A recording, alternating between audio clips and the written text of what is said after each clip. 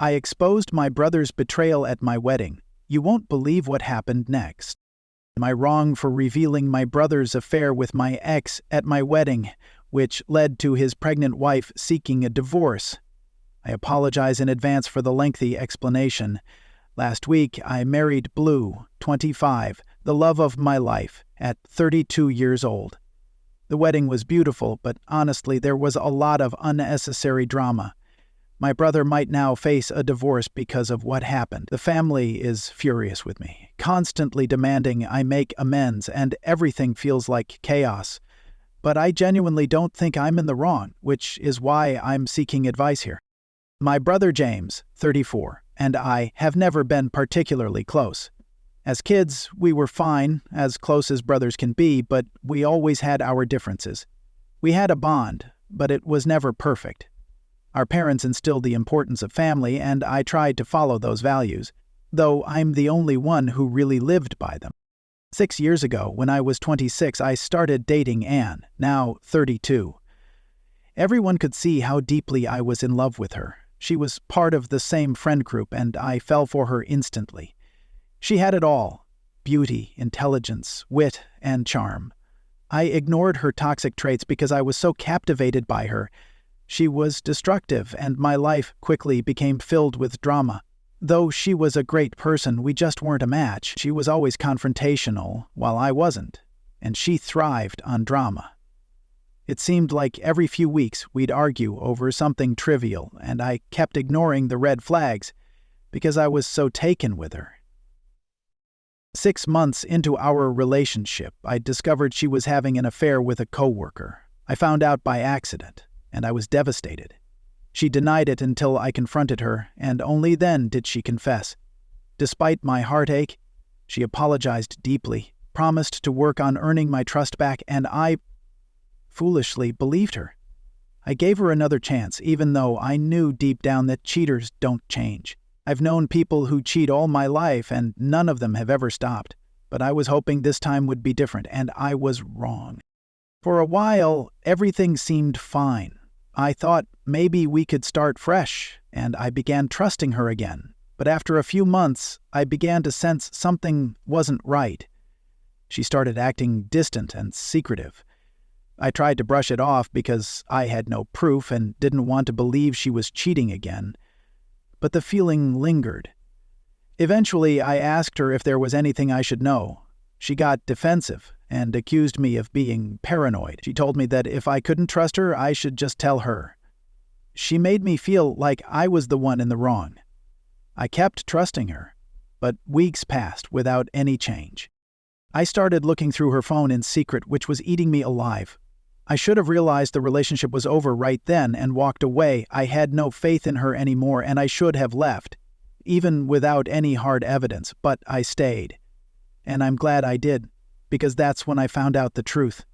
It hit me like a punch to the gut. She had been cheating on me, but with James. The texts I found broke me in ways I never imagined.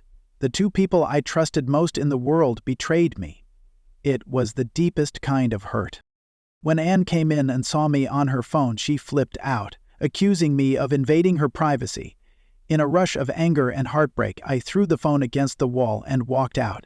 I spent the next few hours walking around, lost in my thoughts. She tried calling me, but I didn't answer. After realizing I wouldn't speak to her, Anne forced James to call me. When he reached out, I wasn't interested in hearing any of it.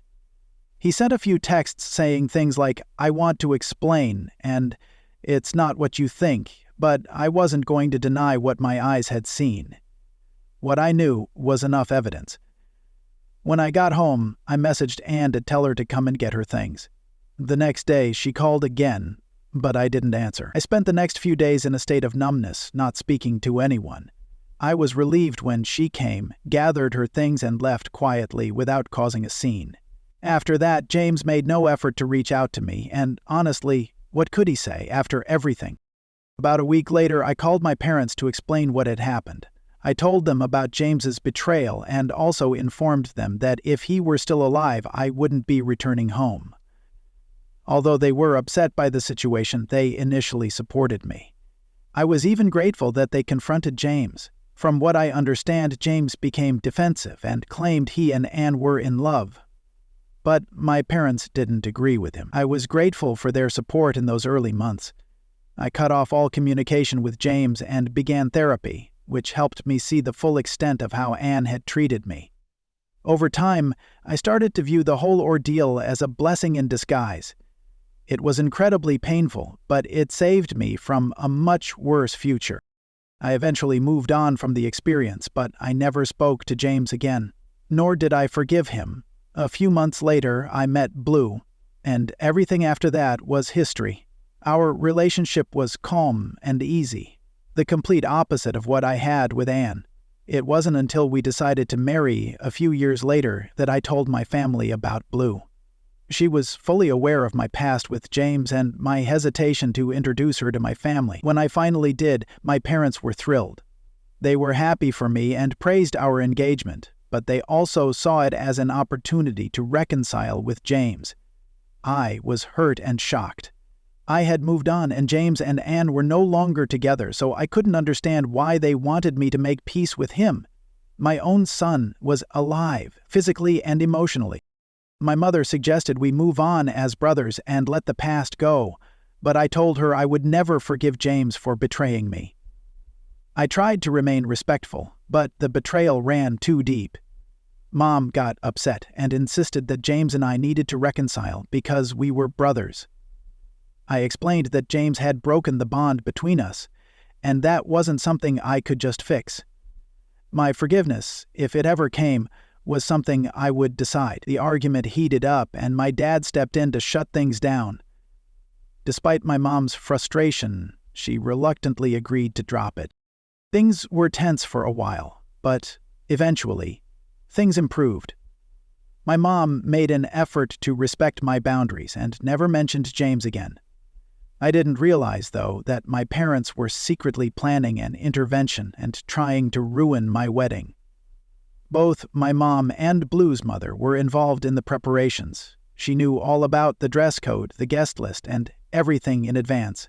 But my dad didn't take much part. Throughout the planning, Mom didn't act out of the ordinary. There was no mention of James.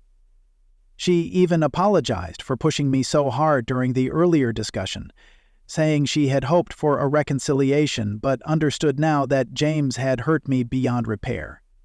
I trusted that her actions were sincere, but I was wrong. On the day of the wedding, my best man, James, 32, rushed up to me, looking panicked. He told me there was an urgent issue that needed my attention. When I asked what was going on, he told me that James and his wife had arrived with my parents. I was furious. I immediately told Rick to make them leave. He tried to handle it quietly, but they refused. Rick told them I wouldn't be happy if I saw James and that he wasn't invited, but Mom insisted that, unlike Rick, James was my biological brother and that we were family. She even said, "Yes, Mom, you'll always choose James over Rick." The fact that they had conspired behind my back shocked me, and I demanded an explanation.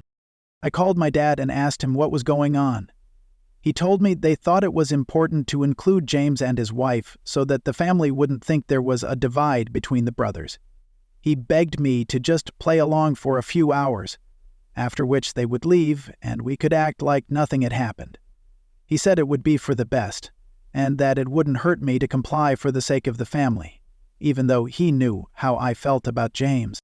I told my dad that he had betrayed my trust just like James had. I reminded him that it was my wedding day and he had no right to ruin it.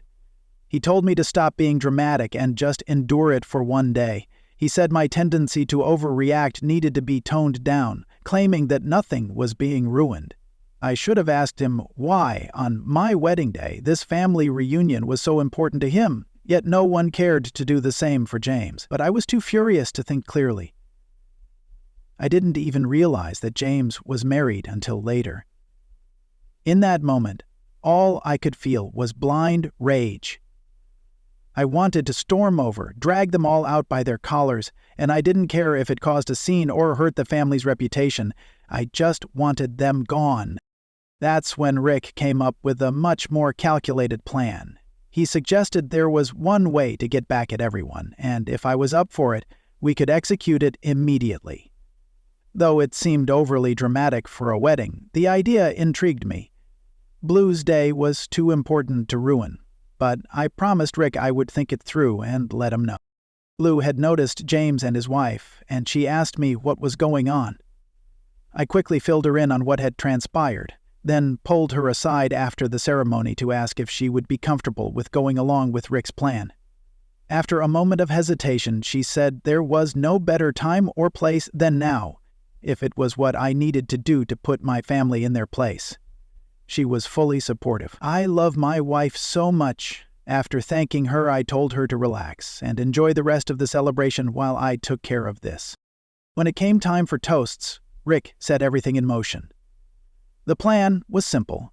I would raise a glass to James and let everyone know about his affair with my ex, which had led to our breakup.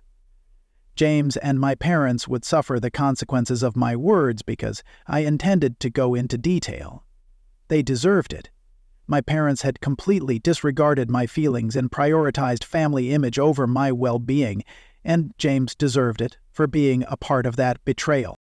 Once everyone had finished their toasts for Blue, I stood up to make mine.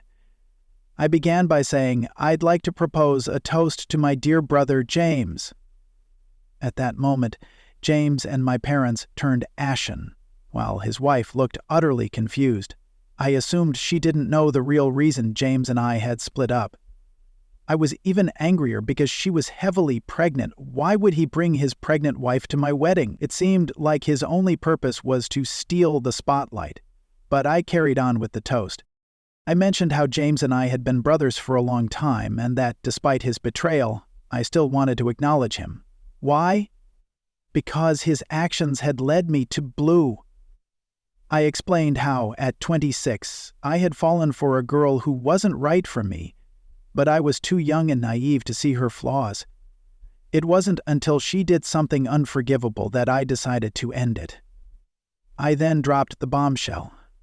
My ex had cheated on me with James. That betrayal had set me on the path to healing and eventually meeting Blue. I didn't spare my parents, either. I told everyone that I had been harboring resentment for years, to the point where James and I hadn't spoken for 5 years. But I was grateful they had secretly invited him and his wife because it allowed me to thank James for introducing me to the right people in my life. I knew my parents were embarrassed, and that was exactly what I wanted. They had overstepped all my boundaries, and I wasn't going to let them get away with it. Mom looked like she was about to cry as the crowd gasped at what I had just said.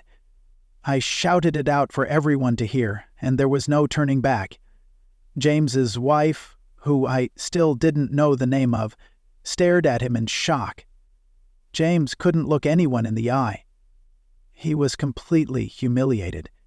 Rick, Blue, and I did nothing to ease the tension. My parents just sat there, eyes to the floor, while Mom tried to keep her tears in check. I could hear her faint sniffles in the quiet room as Dad fidgeted with his fingers. The silence felt heavy, and I could practically hear my own heartbeat from how tense the atmosphere was. I simply sat down and continued eating. The attention shifted to James and my family, but no one said a word. Finally, James's wife stood up, apologized for him, and thanked us for letting them join the celebration. Then she quickly walked away. I couldn't help but feel bad for her. She hadn't done anything wrong, but she was caught in the crossfire. It was unfortunate that she had to go through such humiliation, but I had to hold James and my parents accountable. The real fun began after James and my parents left. Since the wedding, I've been bombarded with texts from my parents, particularly my mother. She's been telling me that I had no right to air the family's private issues in public. She said I had destroyed their dignity, right in front of everyone. I didn't want to let my anger ruin any more of the day, so I decided not to respond. But then my mom went a step further and started texting Blue.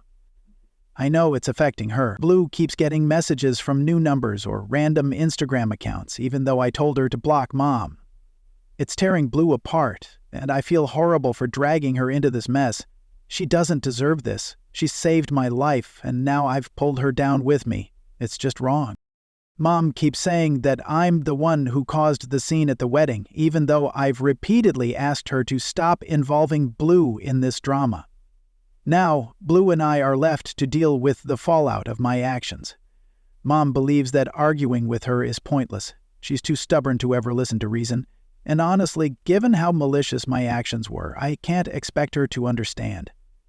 I feel terrible because the last person I want to hurt is Blue. She's the one person I want to protect, not drag into this petty revenge game.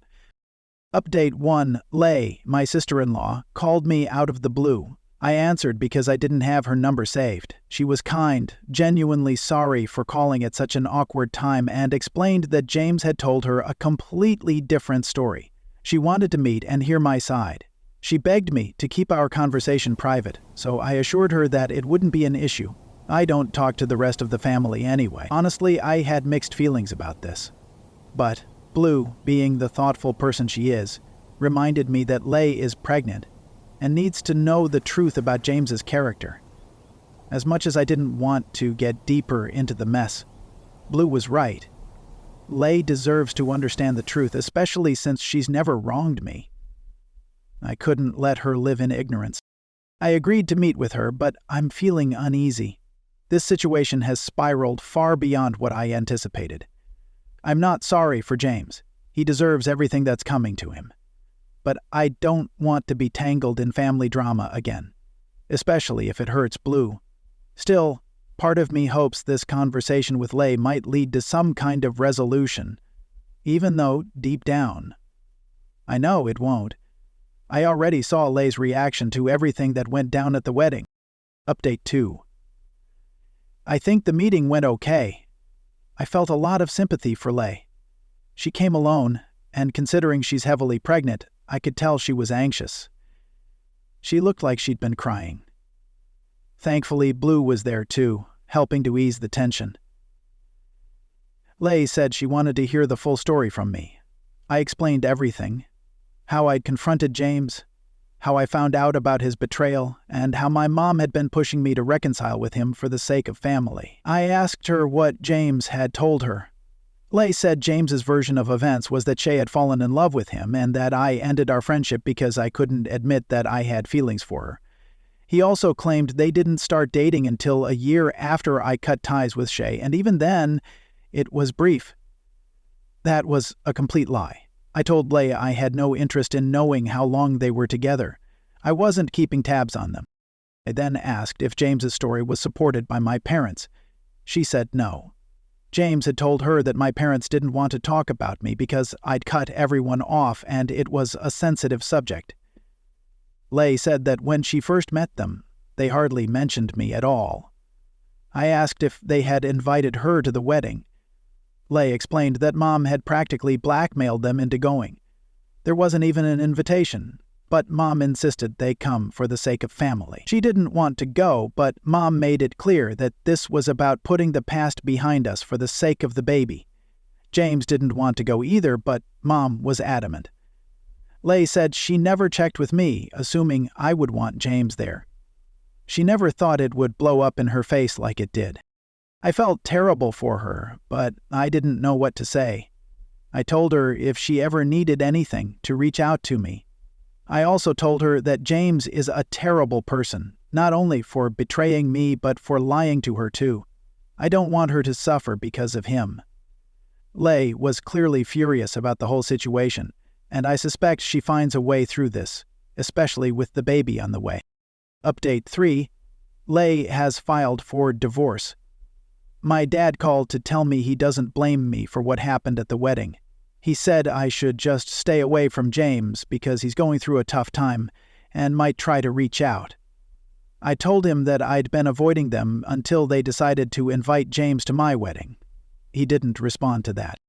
Mom and James have apparently been trying to contact me, but I'm safe from them now. I've blocked them everywhere. I don't know the details of Lei's divorce, but I know James isn't taking it well. He really loves Lei, and it's clear he's falling apart. Part of me feels a little smug seeing karma finally catching up to him, but I still feel bad for Lei and for Blue, who is also suffering through all of this. We're planning to help Lei once the baby arrives, but as for James, I don't feel the slightest bit of regret. He broke me once, and now he's broken himself. That's what happens when you destroy someone's trust. Thank you for watching. If you haven't subscribed yet, please do so and hit the notification bell to stay updated on more shocking real-life stories happening around you.